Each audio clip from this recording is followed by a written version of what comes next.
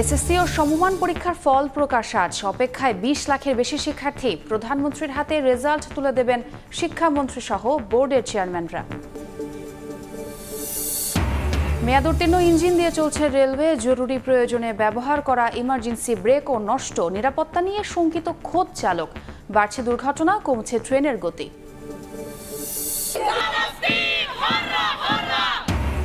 গাজায় যুদ্ধবিরতির দাবিতে যুক্তরাষ্ট্রের MIT ও হার্ভার্ড বিশ্ববিদ্যালয়ের শিক্ষার্থীদের ওপর চড়াও পুলিশ।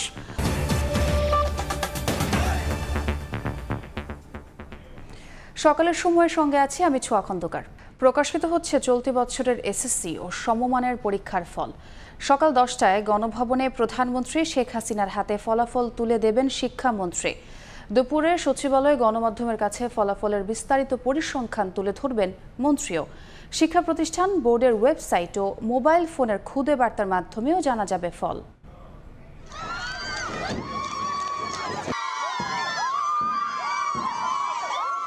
শিক্ষা জীবনের প্রথম পাবলিক পরীক্ষা এসএসসি।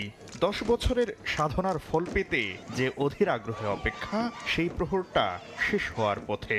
প্রধানমন্ত্রী শেখ হাসিনার হাতে ফলাফলের সারসংক্ষেপ ও পরিসংখ্যান তুলে দেবেন শিক্ষামন্ত্রী। সঙ্গে থাকবেন শিক্ষা বোর্ডের চেয়ারম্যানরাও। পরে সচিবালয়ে শিক্ষা মন্ত্রণালয়ের সভাকক্ষে গণমাধ্যমের কাছে ফলাফলের বিস্তারিত পরিসংখ্যান তুলে ধরবেন শিক্ষামন্ত্রী। গত 15 ফেব্রুয়ারি শুরু হওয়া এসএসসি দাখিল ও ভোকেশনাল পরীক্ষায় মোট পরীক্ষার্থী 20,24,192 জন। এর মধ্যে এসএসসিতে 16,06,879 জন, দাখিলে 2,90,940 জন এবং এসএসসি ভোকেশনালে 1,26,373 জন। এবার সারা দেশে 29,735টি শিক্ষা প্রতিষ্ঠানের শিক্ষার্থীরা পরীক্ষায় অংশগ্রহণ করেন। সারা দেশের মোট কেন্দ্র 3,700, আর বিদেশের 8 কেন্দ্রেও অনুষ্ঠিত হয়েছে পরীক্ষা। কোভিডের পর এবারই প্রথম পূর্ণাঙ্গ সিলেবাস, পূর্ণ নম্বর ও পূর্ণ সময়ে পরীক্ষা অনুষ্ঠিত হয়েছে। নিয়ম অনুযায়ী এবারও পরীক্ষা শেষ হওয়ার 60 দিনের মধ্যেই ফলাফল প্রকাশিত হচ্ছে। শিক্ষার্থীরা শিক্ষা বোর্ডগুলোর ওয়েবসাইট ও SMS এর মাধ্যমে ফল জানতে পারবেন। ওয়েবসাইটে রোল নম্বর, রেজিস্ট্রেশন নম্বর, পরীক্ষার নাম, বছর ও শিক্ষা বোর্ড সিলেক্ট করে সাবমিট বাটনে ক্লিক করলেই জানা যাবে ফলাফল। এছাড়া মোবাইল ফোনে SMS এর মাধ্যমেও জানা যাবে ফল। শাকির আহমেদ, সময় সংবাদ, ঢাকা। অন্য প্রসঙ্গ, অদৃশ্য শক্তির ইশারায় দেশ চালাচ্ছে সরকার। পরিকল্পিতভাবে গণতন্ত্রকে হত্যা করছে। রাজধানীর নয়াপল্টনে বিক্ষোভ সমাবেশে এমন অভিযোগ করেছেন বিএনপি মহাসচিব মির্জা ফখরুল ইসলাম আলমগীর। নির্যাতন করে বিএনপির আন্দোলন দমানো যাবে না বলেও হুঁশিয়ারি দিয়েছেন তিনি। সমাবেশে ভারত বয়কটের ডাক দিয়েছেন বিএনপি নেতারা। হুঁশিয়ারি দেন ভারত বয়কট ও সরকারের বিরুদ্ধে প্রতিরোধ গড়ে তোলার।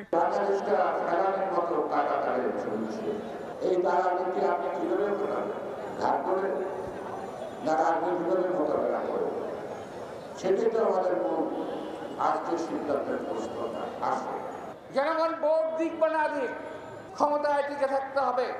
এই সরকার একটি আপদ, সবাই মিলে ঐক্যবদ্ধ হবে এই আপদ আমরা বিদায় করি। সমাবেশে প্রধান অতিথির বক্তব্যে বিএনপি মহাসচিব মির্জা ফখরুল ইসলাম আলমগীর অভিযোগ করে বলেন, জনগণের তোয়াক্কা না করে অদৃশ্য শক্তির ইশারায় দেশ চালাচ্ছে সরকার। আওয়ামী লীগের নেতারা অনেক কথা বলেন, এখন তো মুখের টুকরি ফোটে। আওয়ামী লীগ দাবি করে তারা দেশ চালাচ্ছে। আসলে কি তারা দেশ চালাচ্ছে? তারা দেশ চালায় না, এক অদৃশ্য শক্তি দেশ চালাচ্ছে, যাদের নির্দেশে তারা আজকে বাংলাদেশে মানুষের অধিকারগুলোকে কেড়ে নিয়েছে।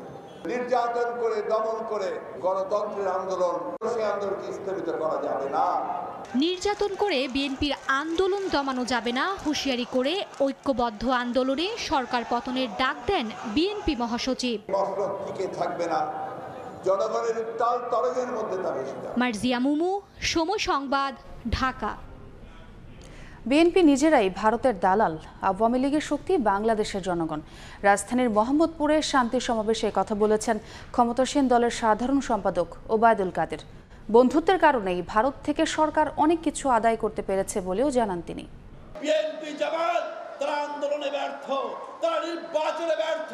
নির্বাচনে ভয় পায় বিএনপি জামাত, এমন অভিযোগ তুলে আওয়ামী লীগের সিনিয়র নেতারা বলেন, পেছনে দরজা দিয়ে ক্ষমতা আসার চেষ্টা এবং আন্দোলনের নামে বিশৃঙ্খলা কোনোটাই মেনে নেওয়া হবে না। নির্বাচনে তারা আসতে চায় না, তারা নির্বাচনের বিশ্বাস করে না, তারা বিভিন্ন পেছনের দরজা দিয়ে ক্ষমতা আসতে চায়। তারেক রহমান যতক্ষণ পর্যন্ত তাদের নেতৃত্ব আছে ততক্ষণ পর্যন্ত তারা সংসদে বিরোধী দলের আসনে বসতে পারবে না। যে কোনো পরিস্থিতি মোকাবিলা করতে আওয়ামী লীগ প্রস্তুত বলে হুঁশিয়ারি উচ্চারণ করেন তারা। এই দেশ জয় বাংলার দেশ, এই দেশ বঙ্গবন্ধুর বাংলাদেশ। পরে আওয়ামী লীগ সাধারণ সম্পাদক ওবায়দুল কাদের বলেন, ভারত বিরোধিতা বিএনপির দ্বিচারিতা। বয়স্কর বাবু কোথায় পালিয়েছিলেন? ভারতে আমাদেরকে বলে ভারতের দালালি কারা করে? নরেন্দ্র মোদী ভারতের যখন প্রধানমন্ত্রী নির্বাচন সকালে বন্ধের দিন ভারতীয় দূতাবাসে বিএনপি নেতারা ফুল আর মিষ্টি নিয়ে হাজির হয়েছিল। দালাল কারা? জনগণের জানমাল রক্ষায় মাঠে থাকবে আওয়ামী লীগ, এমন ঘোষণা দেন ওবায়দুল কাদের। বিএনপি জামাতের কথায় কান না দিয়ে শেখ হাসিনার উপর আস্থা রাখার আহ্বান জানান আওয়ামী লীগের সাধারণ সম্পাদক। এই অপশক্তির বিরুদ্ধে খেলা আবারও। হাতিকুর রহমান তমাল, সময় সংবাদ, ঢাকা। স্বাধীনতার সময় বাংলাদেশের রেলবহরে ইঞ্জিন ছিল 486টি, যা এখন কমে দাঁড়িয়েছে 263-তে, যার 70%ই মেয়াদ উত্তীর্ণ। এমনকি মেরামতের জন্য এসব লোকোমোটিভের যন্ত্রাংশ পাওয়া যায় না। এতে প্রতি বছর বাড়ছে দুর্ঘটনা, কমছে ট্রেনের গতি। বিশেষজ্ঞরা বলছেন, এখনই নতুন ইঞ্জিন কেনা না হলে হুমকির মুখে পড়বে রেল ব্যবস্থা। এসব স্বীকার করে রেল বলছে, সংকট কাটাতে উদ্যোগ নেওয়া হয়েছে। নাজমুস সালেহের রিপোর্ট। প্রতিদিন হাজার হাজার যাত্রী নিয়ে ঢাকা দেওয়ানগঞ্জ রুটে চলাচল করে ভাওয়াল এক্সপ্রেস। যাত্রীদের গন্তব্যে পৌঁছে দিতে ট্রেনটিতে ব্যবহার করা হয় 2300 সিরিজের 14 নম্বর ইঞ্জিন। কানাডা থেকে 1968 সালে কেনা হয় ইঞ্জিনটি, যার মেয়াদ পেরিয়ে গেছে 30-35 বছর আগেই।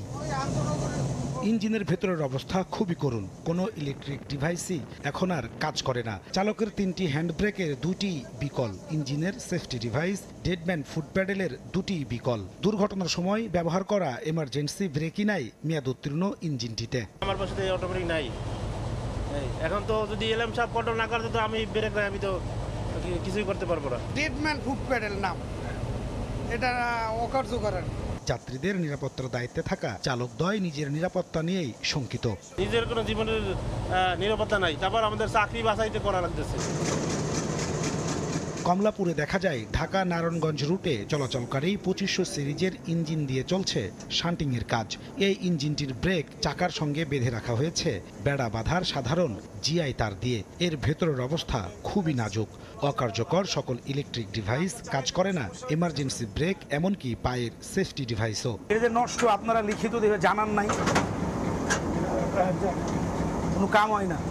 কমলাপুর ওয়ার্কশপের কর্মীরা বলছেন, দেশের 70% ইঞ্জিনের মেয়াদ পেরিয়ে গেছে বহুকাল আগেই। এমনকি পুরানো ইঞ্জিন মেরামতের যন্ত্রাংশও এখন আর পাওয়া যায় না। পাকিস্তান আমলে ইঞ্জিনিয়ার আছে, আমরা তো এই রিভাইভের ভর্তি, ওরা কালকে কাজ করতে যাইতেছে, যেটা পারতেছি না এটা আন্ডার রিভাইভ করে রাখেছি। কিছু কিছু গাড়ি আছে এগুলো এখনো চলতেছে, কিন্তু এগুলো এখনো চলার যোগ্য না। যোগাযোগ বিশেষজ্ঞরা বলছেন, দ্রুত সংকট সমাধানে উদ্যোগ না নিলে হুমকির মুখে পড়বে রেল। ইঞ্জিনগুলি যদি আমরা অতি দ্রুত কেনার ব্যবস্থা না করি, আসলে আমাদের রেল পুরো ব্যবস্থাপনায় আমি মনে করি একটা খাদের কিনারায় চলে যাবে, যেভাবে দুর্ঘটনা বাড়ছে। তবে রেল কর্তৃপক্ষ বলছে, এই ব্যাপারে নেওয়া হয়েছে উদ্যোগ। মিটার গেজে 50টা লোকোমোটিভ সেটি আসবে চট্টগ্রাম 2000 এই প্রজেক্টের মধ্যে 30টা লোকোমোটিভ আনার বিষয়টা সংযুক্ত আছে। 2030-এর মধ্যে এটা মোটামুটিভাবে সব সংকটই কেটে যাবে। আর ইঞ্জিন সংকটের কারণে প্রতিনিয়ত শিডিউল বিপর্যয়ের বিপাকে পড়ছেন যাত্রীরা। গত এক যুগে রেলের উন্নয়নে খরচ হয়েছে 1.5 লাখ কোটি টাকা, অথচ এখনও রেলের যাত্রী পরিবহন চলছে 70% মেয়াদ উত্তীর্ণ ইঞ্জিন দিয়েই। এর কারণে প্রতি বছর কমছে ট্রেনের গতি, বাড়ছে দুর্ঘটনা। নাজমুস সালেহী, সময় সংবাদ, ঢাকা। ময়মনসিংহে ব্রহ্মপুত্রের বুকে দৃশ্যমান হওয়ার লক্ষ্যে দ্রুত এগিয়ে চলেছে দেশের বৃহত্তম আর্চ স্টিল সেতুর নির্মাণ কাজ। এ পর্যায়ে টেস্ট পাইলের উপর কয়েক দফা লোড টেস্টে মিলেছে সফলতা। শিগগিরই শুরু হবে সেতুর মূল ভিত্তি সার্ভিস পাইল স্থাপন। সড়ক ও জনপথ বিভাগ জানায় সবকিছু ঠিক থাকলে 2026 সালে শেষ হবে ময়মনসিংহবাসীর স্বপ্নের আর্চ স্টিল ব্রিজের কাজ। সাদিকুর রহমানের রিপোর্ট, ছবি তুলেছেন হোসেন আলী। বিকট শব্দে পিলারের উপর ধসে পড়ল 7 টনেরও বেশি ভারী লোহা। 100 কেজির বেশি ওজনের 67টি লোহার প্লেট একসঙ্গে আটকে বিশাল ধারণ ক্ষমতা সম্পন্ন ক্রেন দিয়ে শূন্যে ভাসিয়ে ছেড়ে দেওয়া হয় পাইলের উপর। এভাবেই ব্রহ্মপুত্রের বুকে প্রস্তাবিত আর্চ স্টিল ব্রিজের টেস্ট পাইলের ধারণ ক্ষমতা পরীক্ষা করা হয়। ময়মনসিংহের কেওটখালী এলাকায় চলা বিশাল কর্মযজ্ঞে এই ধাপে মিলেছে সফলতা। প্রতিটি টেস্ট পাইলে ধারণ ক্ষমতার 1.5 গুণ লোড দিয়ে সফলভাবে স্ট্যাটিক লোড টেস্ট শেষ করার পর এখন চলছে ডাইনামিক লোড টেস্টের কাজ এবং পরবর্তীতে শুরু হবে সার্ভিস পাইলের কাজ। এভাবেই এক একটি ধাপ নির্মাণ কাজ এগিয়ে যাবে। আগের টেস্টগুলোর সাথে আমরা মিলিয়ে দেখব পাইলের গুণগত মান এবং স্ট্রেংথ ঠিক আছে কিনা। এখন পর্যন্ত যা রেজাল্ট পাওয়া গেছে ভালো। ব্রহ্মপুত্রের দুই পারের মাটির গভীরে বসানো এক একটি পাইলের ব্যাস 1.5 মিটার, যার দৈর্ঘ্য 41.5 মিটার। মূলত এরকম পাইলের উপরেই দাঁড়িয়ে থাকবে কলাম স্প্যান সহ সম্পূর্ণ সেতুটি। সবকিছু ঠিক থাকলে 2026 সালের শেষের দিকে এই সেতু দিয়ে পারাপার হবে দুই পারের যানবাহন। পিয়ার কলামের পরে আমরা পিয়ার হেড করব, তারপরে গার্ডার করা হবে এবং তার উপরে ডেস্ক স্ল্যাব বসবে। ডেস্ক স্ল্যাবের উপরে পেভমেন্ট হবে, তার উপরে গাড়ি চলবে। এই প্রকল্পে ব্যয় ধরা হয়েছে 3,263 কোটি টাকা। এর মধ্যে পূর্ত ব্যয় হবে 2,137 কোটি টাকা। সাদিকুর রহমান, সময় সংবাদ, ময়মনসিংহ। হোল্ডিং ট্যাক্স নিয়ে তোলপাড় শুরু হয়েছে সিলেট সিটি কর্পোরেশনের নাগরিকদের মধ্যে। হঠাৎ করে এক লাফে 500 গুণ বেড়েছে হোল্ডিং ট্যাক্স। কারো কারো বেড়েছে আরও বেশি। বর্ধিত হোল্ডিং ট্যাক্স নিয়ে নগর জুড়ে চলছে বিক্ষোভ, অসন্তোষ। আন্দোলনকারীদের দাবি অসহনীয় কর বৃদ্ধি অযৌক্তিক। অংশীজনদের সঙ্গে আলোচনা করে কর নির্ধারণের দাবি তাদের। ইকরামুল কবিরের রিপোর্ট, ছবি তুলেছেন নৌশাদ আহমদ চৌধুরী। সিলেট সিটি কর্পোরেশনের অতিরিক্ত হোল্ডিং ট্যাক্স আরোপের প্রতিবাদে সমাবেশ নগর জুড়ে প্রতিদিনই অনুষ্ঠিত হচ্ছে। এই দাবিতে বৃহস্পতিবার সিলেটের কেন্দ্রীয় শহীদ মিনারের সামনে মানববন্ধন ও প্রতিবাদ সমাবেশ করেছেন নগরবাসী। যারা অংশীজন স্টেক হোল্ডার, তাদের মতামত না নিয়ে যদি কর নির্ধারণ করা হয় থাকে, এই পদ্ধতিটা অবৈধ। যে কর আরোপ করা হয়েছে একতরফা, একে আমরা নাগরিক বৃন্দের পক্ষ থেকে প্রত্যাখ্যান করছি। করের কোনো নীতিও এটা না, কর সবসময় সহনশীল হতে হয়, করের আইনেও তাই আছে। এদিকে হোল্ডিং ট্যাক্স নিয়ে উদ্বিগ্ন না হওয়ার জন্য নগরবাসীর প্রতি আহ্বান জানিয়ে মেয়র বলেন, এই কর সাবেক মেয়রের আমলে নির্ধারণ করা হয়। এটা কমানোর সুযোগ আছে এবং কেউ যদি যৌক্তিক কোনো দাবি তুলেন, আমি জনগণের কোনো ক্ষতি হতে দিব না।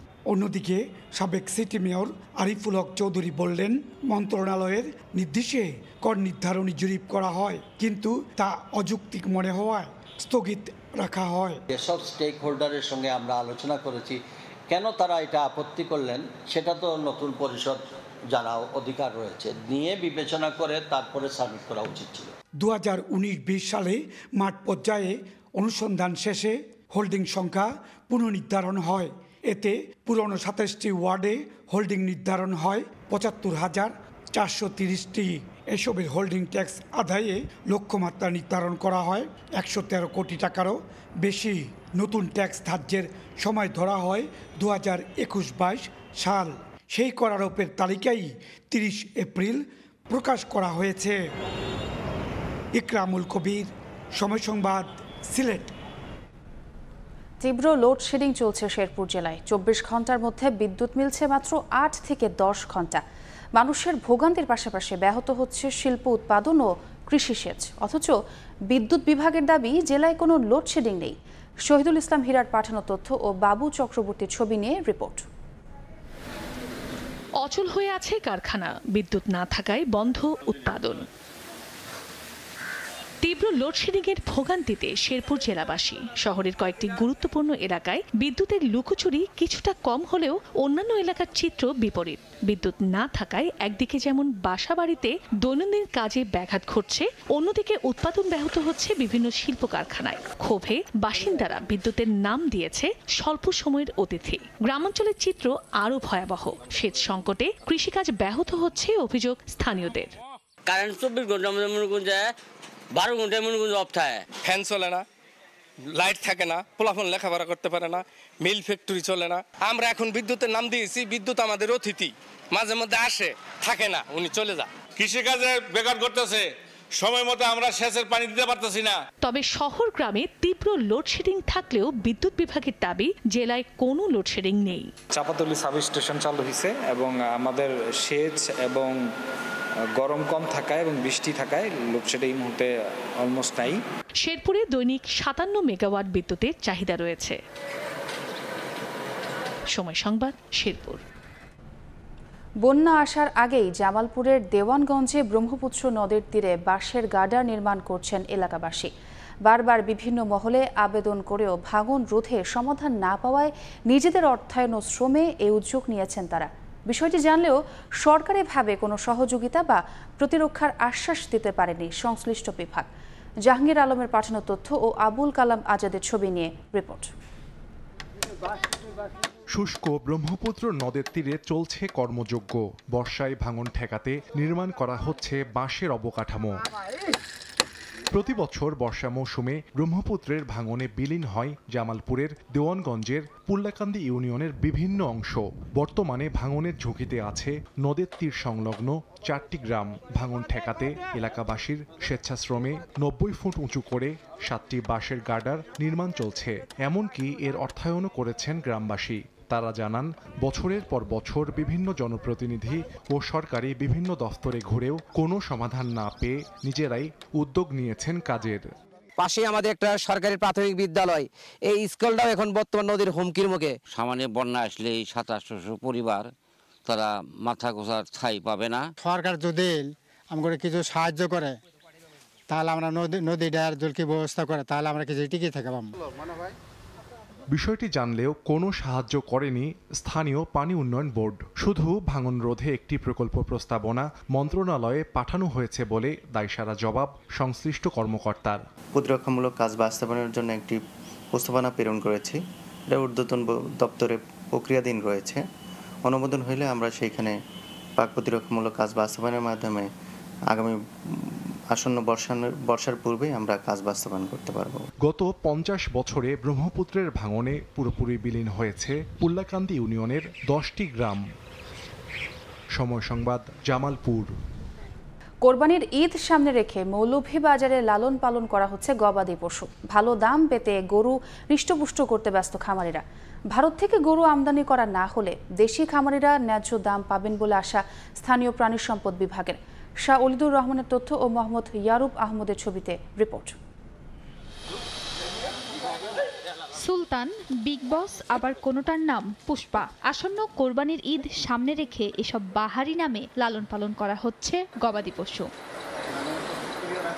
মৌলভীবাজারের 7 উপজেলায় গড়ে উঠেছে গবাদি পশুর 5,500 খামার। প্রতিটি খামারেই প্রাকৃতিক পরিবেশে পরম আদর যত্নে পালন করা হচ্ছে গবাদি পশু। চাহিদার কথা ভেবে দেশি ও বিদেশি জাতের ছোট বড় গরু রয়েছে এসব খামারে। 1 লাখ থেকে শুরু করে রয়েছে 10 থেকে 12 লাখ টাকা দামের গরু। এরই মধ্যে অনেক ক্রেতা খামারে এসে আগে ভাগে কিনছেন পছন্দের গরু। প্রবাসী অধ্যুষিত এ জেলায় দিন দিন বাড়ছে কোরবানির পশুর চাহিদা। এটা লাইভ ওয়েট 800 কেজি, এটা অলরেডি 6 লক্ষ টাকা দাম হইছে। গমের ভুসি খাওয়াই, কুড়া খাওয়াই, সোলাই না ন্যাচারাল খাবার খাওয়াই বেশি। 70টা মতো গরু রেডি করছি। তো কিছু গরু আমার এখনো বিক্রি চলে। অলরেডি 60টা গরু আমি বেচছি। আজ থেকে 3-4 দিন আগে প্রায় সামথিং 13 লক্ষ টাকার মতন। ভারত থেকে গরু আমদানি করা না হলে দেশি খামারিরা ন্যায্য দাম পাবেন বলে আশা স্থানীয় প্রাণী সম্পদ বিভাগের। যে সকল সীমান্ত এলাকায় বা আমাদের বর্ডার আছে যেগুলো দিয়ে গরু বাছুর পাস হয়, সেই বর্ডার দিয়ে যাতে গরু বাছুর পাস না হয় একটা নজরদারি ওই এলাকার থাকে, যাতে বাইরে থেকে গরু বাছুর দেশে না আসে। প্রাণী সম্পদ বিভাগের তথ্য মতে জেলায় চলতি বছর কোরবানির ঈদের জন্য প্রায় 96,728টি গবাদি পশু পালন করা হয়েছে। সময় সংবাদ, মৌলভীবাজার। যুক্তরাষ্ট্রে চীন বাংলাদেশের তৈরি পোশাকের রপ্তানি কমলেও আধিপত্য বাড়ছে ভিয়েতনামের। দ্রুত পরিবর্তনশীল অর্থাৎ ফাস্ট ফ্যাশন আর ম্যানমেড ফাইবারের পোশাক তৈরির সক্ষমতা বাড়াতে না পারলে অন্য দেশেও কমতে পারে বাজার হিস্সা, এমন আশঙ্কার কথাই বলছেন খাত বিশেষজ্ঞরা। এই শঙ্কা থেকে বাংলাদেশকে দূরে রাখতে নতুন নতুন প্রযুক্তির সন্নিবেশ আর কারখানাগুলোকে যুগোপযোগী করতে স্বল্প সুদের ঋণ সহযোগিতা নিয়ে সরকারকে এগিয়ে আসা দরকার বলে মনে করেন শিল্প মালিকরা। একক দেশ হিসেবে মার্কিন যুক্তরাষ্ট্র বাংলাদেশি পোশাকের দ্বিতীয় বৃহত্তম বাজার। তবে সেই বাজারে ক্রমে কমছে মেড ইন বাংলাদেশের হিস্সা, বিপরীতে বাড়ছে ভিয়েতনামি পোশাকের কদর। ইউএস ডিপার্টমেন্ট অফ কমার্সের আওতাধীন office of textile and apparel অটেক্সার হালনাগাদ পরিসংখ্যান বলছে, চলতি বছরের জানুয়ারি থেকে মার্চ পর্যন্ত 1,807 কোটি ডলার মূল্যের পোশাক আমদানি করেছেন মার্কিন ব্যবসায়ীরা, যা 2023 সালের একই সময়ের তুলনায় 7.14% কম। দেশটির এই সংকোচনমুখী আমদানি নীতির সবচেয়ে বেশি প্রভাব পড়েছে বাংলাদেশে। এক বছর আগের তুলনায় চলতি বছরের প্রথম 3 মাসে মার্কিন বাজারে তৈরি পোশাক রফতানিকারকদের শীর্ষ 5 দেশের মধ্যে কেবল রফতানি বেড়েছে ভিয়েতনামের, যেখানে সবচেয়ে বেশি 17.5% বেশি কমেছে বাংলাদেশের। এই অবস্থায় খাত বিশ্লেষকরা বলছেন, ফাস্ট ফ্যাশনকে গুরুত্ব দিয়ে ঢেলে সাজাতে হবে উৎপাদন ব্যবস্থাকে। এটা ফাস্ট ফ্যাশনের ইম্প্যাক্ট, এবং যে জায়গাগুলোতে আমাদের সক্ষমতা আর অনেক বাড়াতে হবে, আমরা এই জায়গাগুলোতে অনেক পিছিয়ে আছি। আমরা এখনো পর্যন্ত মার্কেটিং করতে গেলে স্মল কোয়ান্টিটি দেখলে আমরা নিই না। এই অর্ডারগুলো ডিমান্ড কিন্তু ওয়ার্ল্ডে এখন বেশি। ভিয়েতনাম তো শুধু এই প্রোডাক্ট, শুধু ম্যানমেড ফাইবার না, তারা কমপ্লেক্স প্রোডাক্টও বেশি করে আমাদের থেকে। গতানুগতিক ধারার থেকে বৈচিত্র্যময় পোশাক তৈরিতে মনোযোগ বাড়িয়েছেন শিল্প মালিকরাও। তবে তারা বলছেন, উদ্যোক্তাদের কাটাতে হবে শক্তিশালী ব্র্যান্ডিং মার্কেটিং দুর্বলতা। সেই সঙ্গে কারখানা আধুনিকায়নে স্বল্প সুদে বড় অঙ্কের ব্যাংক ঋণ নিয়ে এগিয়ে আসতে হবে সরকারকে। আমাদের এখানে হাইয়েস্ট গ্রিন ফ্যাক্টরি, ম্যানমেড ফাইবারটা আমরা কিন্তু অনেক পিছিয়ে আছি। আমাদের এখানে সেরকম কোনো স্পিনিং মিলও হয়নি ম্যানমেড ফাইবারের, এবং কোনো টেক্সটাইলও হয়নি। সরকারকে বারবার তাগাদা দিচ্ছি যে এগুলো করা দরকার। তো করতে গেলে অনেক ইনভেস্টমেন্ট, সেই ইনভেস্টমেন্ট আমরা এই 13-14-15% ইন্টারেস্ট দিয়ে কখনোই সম্ভব হবে না। সরকারকে এগিয়ে আসতে হবে।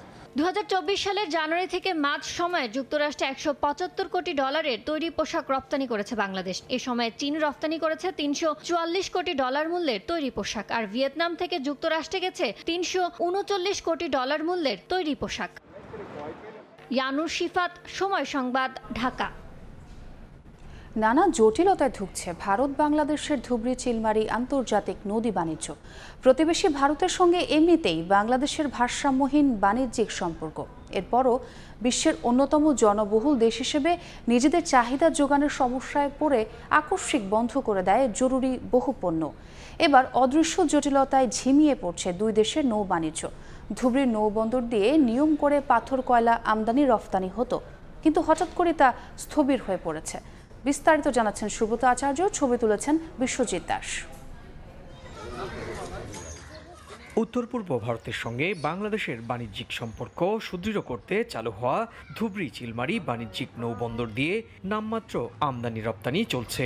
আনুষ্ঠানিকভাবে এই বন্দর চালু হওয়ার পর প্রতিদিন ব্রহ্মপুত্র নদ দিয়ে গড়ে 3 থেকে 4টি জাহাজে করে ভারত থেকে যেত পাথর, কয়লা, আর কম হলেও কুড়িগ্রামের চিলমারি বন্দর দিয়ে আসত বাংলাদেশি গার্মেন্টস পণ্য, জুট এবং মেলামাইনের জিনিসপত্র। তবে এখন সেটাও থেমে গেছে।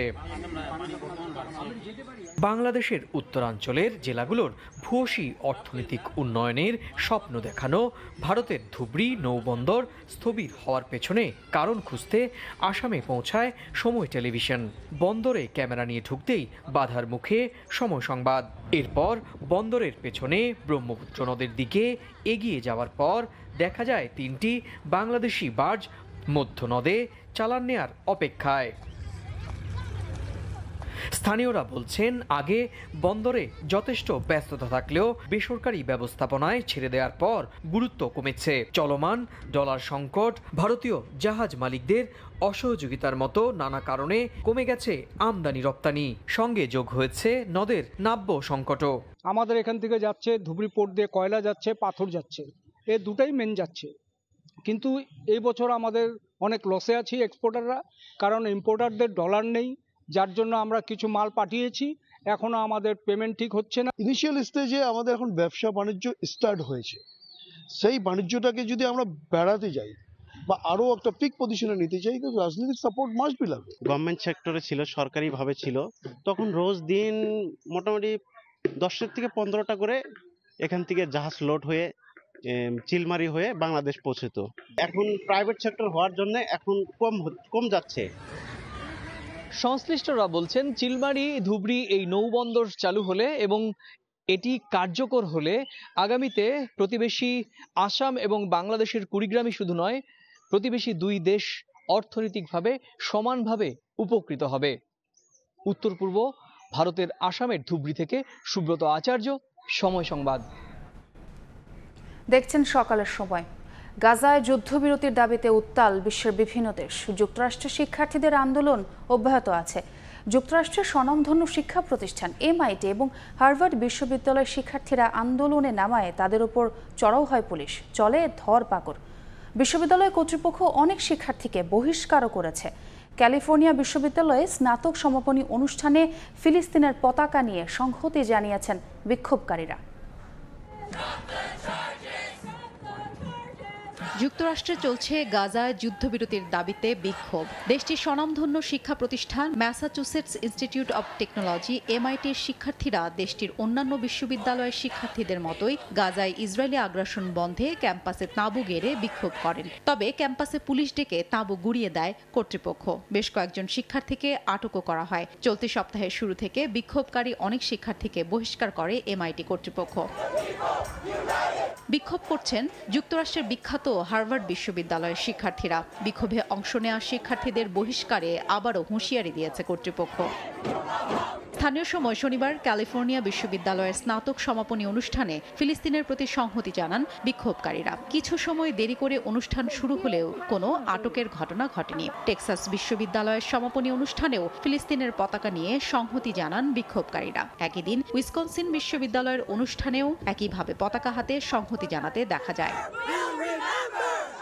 মার্কিন বার্তা সংস্থা APর হিসেবে এ পর্যন্ত প্রায় 2900 শিক্ষার্থীকে আটক করা হয়েছে। গাজায় যুদ্ধ বন্ধ ও ইসরায়েলকে সহায়তা বন্ধের দাবিতে 17 এপ্রিল ক্যাম্পাসে তাঁবু গেড়ে বিক্ষোভ শুরু করেন যুক্তরাষ্ট্রের নিউ ইয়র্কের কলাম্বিয়া বিশ্ববিদ্যালয়ের শিক্ষার্থীরা। পরে দেশটির বিভিন্ন শিক্ষা প্রতিষ্ঠানে বিক্ষোভ ছড়িয়ে পড়ে। বিক্ষোভ ছড়িয়ে পড়েছে ইউরোপ সহ বিশ্বের বিভিন্ন দেশের শিক্ষা প্রতিষ্ঠানেও। হাফসাতুন্নেসা, সময় সংবাদ। ইসরায়েল বিরোধী বিক্ষোভে উত্তাল ইতালির রাজধানী রোম। বিভিন্ন বিশ্ববিদ্যালয়ের শিক্ষার্থী ছাড়াও সাধারণ মানুষ এবং শিশুরাও অংশগ্রহণ করে এই বিক্ষোভে। ইতালির রোম থেকে হাসান মাহমুদের রিপোর্ট। শনিবার ইতালির রাজধানী রোমের পিয়াসা ভিত্তোরিয়া এলাকায় বিভিন্ন বিশ্ববিদ্যালয়ের ছাত্রছাত্রী, সাধারণ মানুষ এমনকি শিশুরাও এই ইসরায়েল বিরোধী বিক্ষোভ মিছিলে অংশগ্রহণ করে। তারা স্বাধীন ফিলিস্তিনি রাষ্ট্র ঘোষণার পাশাপাশি গাজায় ইসরায়েলের গণহত্যা এবং যুদ্ধ বন্ধের আহ্বান জানান। সাধারণ নাগরিকদের এই কর্মসূচিতে অংশগ্রহণের অনুরোধ জানান আন্দোলনকারীরা। রোমে বিপুল সংখ্যক পুলিশের কড়া নিরাপত্তার মধ্য দিয়ে এই বিক্ষোভ মিছিল থেকে গাজায় যুদ্ধ বন্ধের দাবিতে বিশ্বের সব দেশের নাগরিকদের ঐক্যবদ্ধ হবার আহ্বান জানানো হয়। শুধু একজন দুজন নয়, হাজার হাজার মানুষ নির্বিচারে হত্যা করা হচ্ছে। কেউই রেহাই পাচ্ছে না ইসরায়েলের এই বর্বর হত্যাযজ্ঞ থেকে। আমরা অনুরোধ জানাবো সব দেশের নাগরিকরা ঐক্যবদ্ধ হয়ে ইসরায়েলের এই গণহত্যার প্রতিবাদ করুন। এই বিক্ষোভ মিছিলটি নগরীর বিভিন্ন সড়ক প্রদক্ষিণ করে। ইসরায়েল বিরোধী এই বিক্ষোভ মিছিলে অংশগ্রহণ করেন বাংলাদেশিরাও। গেল 17 এপ্রিল নিউ ইয়র্কের কলম্বিয়া বিশ্ববিদ্যালয়ের শিক্ষার্থীদের আন্দোলনের পথ ধরে যুক্তরাষ্ট্র ছাড়াও ইউরোপের বিভিন্ন দেশের বিশ্ববিদ্যালয়গুলোতে আন্দোলন ছড়িয়ে পড়ে। ইতালির রোম থেকে হাসান মাহমুদ, সময় সংবাদ। দেখছেন সকালের সময়। আন্তর্জাতিক নার্সিং দিবসে ব্রাহ্মণবাড়িয়ায় নার্সিং ইনস্টিটিউট থেকে বর্ণাঢ্য র্যালি বের করা হয়েছে। এ বিষয়ে বিস্তারিত জানাতে সেখানে আছেন সহকর্মী উজ্জ্বল চক্রবর্তী। সরাসরি যাচ্ছি তার কাছে।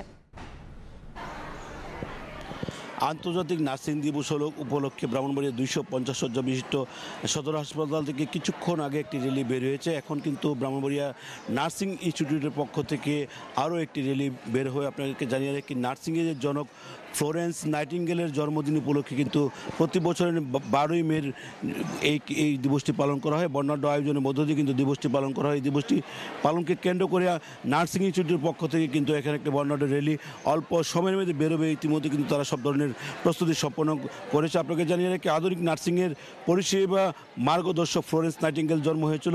এই দিবসটি পালনের মাধ্যমে সম্মান জানানো হয় সেই নারীকে যিনি তার কর্মের মাধ্যমে প্রতিষ্ঠা করেছেন নার্সিংয়ের একটি পেশা নয় সেবা। ফ্লোরেন্স নাইটিঙ্গেলের প্রতি শ্রদ্ধা জানানোর সাথে সাথে বিশ্বের ধাত্রীদের রোগীদের প্রতি দেওয়া স্বাস্থ্যসেবার জন্য কৃতজ্ঞতা প্রকাশ করা হয়। আপনাকে জানিয়ে রাখি, international council of nurses ICN 1965 সাল থেকে দিবসটি উদযাপন করে আসছে। 1953 সালে যুক্তরাষ্ট্রের স্বাস্থ্য শিক্ষা ও কল্যাণ বিভাগের একজন কর্মকর্তা ডেরি সাদারল্যান্ড প্রস্তাব করেন যে প্রেসিডেন্ট ডোয়াইট ডি আইডুজেন ধাত্রী দিবস ঘোষণা করেন, তবে তিনি তা অনুমোদন করেন। 1974 সালের জানুয়ারি মাসে 12 মে দিনটি উদযাপনের জন্য নির্বাচিত করা হয়। এরপর থেকে কিন্তু নার্সিং যে পরিষেবা তারা কিন্তু সেটি পালন করে আসছেন এবং এই দিবসটি পালন উপলক্ষে অল্প সময়ের মধ্যে কিন্তু ব্রাহ্মণবাড়িয়া নার্সিং ইনস্টিটিউটের পক্ষ থেকে এই দিবসটির যে র্যালিটি বেরোবে এবং শহরের প্রধান সড়ক প্রদক্ষিণ করে আবারও কিন্তু ব্রাহ্মণবাড়িয়া 250 শয্যা বিশিষ্ট জেনারেল হাসপাতালে এসে শেষ হবে। তো এই ছিল আমার কাছে ব্রাহ্মণবাড়িয়া থেকে নার্সিং যে র্যালি তার সর্বশেষ। সরাসরি যুক্ত ছিলাম ব্রাহ্মণবাড়িয়ায়। বাংলাদেশ জিম্বাবুয়ে T20 সিরিজের খবর। পঞ্চম শেষ ম্যাচে মাঠে নামছে দু দল। তৃতীয়বারের মতো জিম্বাবুয়েকে হোয়াইট ওয়াশের সুযোগই নয়। এ ম্যাচ টাইগারদের কাছে ধুঁকতে থাকা ব্যাটিং অর্ডার নিয়ে পরীক্ষা নিরীক্ষার শেষ সুযোগ। মিরপুর ম্যাচ শুরু সকাল 10টায়। চিরাচরিত প্রথা ভেঙে হোম অফ ক্রিকেটে এক ভিন্ন অভিজ্ঞতার সাক্ষী হওয়ার অপেক্ষা। নিজেদের 166 নম্বর T20-তে এই প্রথম বাংলাদেশ মাঠে নামতে যাচ্ছে সকাল 10টায়। চট্টগ্রাম থেকে ঢাকা টানা ম্যাচ আর অনুশীলন, তাই তো এদিন টিম হোটেলে বিশ্রামে এই দুই দল। সকালে সুইমিং আর কয়েক দফা জিম সেশন করেছে টিম টাইগার। চতুর্থ ম্যাচে উড়ন্ত শুরুর পরেও যাচ্ছে তাই ব্যাটিং প্রদর্শনী। তবু এই দলটার উপরই আস্থা রাখতে বললেন সৌম্য সরকার। আমরা ম্যাচ জিতছি, কিভাবে জিতছি তার থেকেও বড় কথা যে আমরা কি ক্রিকেট খেলছি, এখান থেকে আমাদের কতটুকু ইমপ্রুভনেস আছে এটা আমরা কিভাবে বের করতে পারবো। হ্যাঁ, এগুলো নিয়ে আলোচনা হয়, যেহেতু সামনে বড় ওয়ার্ল্ড কাপ, সো অনেক টাইপসের প্ল্যান থাকে, কোনটা আমাদের জন্য শুট করে সেটা যে আমরা বড় মেসেজে কাজে দেব। ভিন্ন চিত্র জিম্বাবুয়ের শিবিরে। নিশ্চিত জয় পাওয়া উচিত এমন দুটো ম্যাচ তাদের ফসকে গেছে বেখেয়ালিপনায়। তবু ক্যাম্বেল মুজরাবানিতে ভর করে অন্তত শেষ ম্যাচে সান্ত্বনার জয় নিয়ে দেশে ফিরতে চায় আফ্রিকার দলটি। ধুঁকতে থাকা দুর্বল জিম্বাবুয়েকে 5-on-5 ক্লিন সুইপের শুধুমাত্র হাতছানি নয়, চলতি বছর ঘরের মাটিতে শেষবারের মতো রঙিন পোশাকে মাঠে নামছে টিম টাইগার। বিশ্বকাপের ঠিক আগে ধুঁকতে থাকা বাংলাদেশের ব্যাটিং অর্ডার এ ম্যাচে ফিরে পাবে তো দিশা। লিটন শান্তরা ফিরে পাবেন তো চেনা ছন্দ। ফলাফল ছাপিয়ে এটাই এখন বড় প্রশ্ন। মাহবুব রিমন, সময় সংবাদ, শেরেই বাংলা জাতীয় ক্রিকেট স্টেডিয়াম, ঢাকা। এই পর্যায়ের শীর্ষ সংবাদগুলো জানিয়ে দিচ্ছি আরেকবার। এসএসসি ও সমমান পরীক্ষার ফল প্রকাশ আজ। অপেক্ষায় 20 লাখের বেশি শিক্ষার্থী। প্রধানমন্ত্রীর হাতে রেজাল্ট তুলে দেবেন শিক্ষামন্ত্রী সহ বোর্ডের চেয়ারম্যানরা।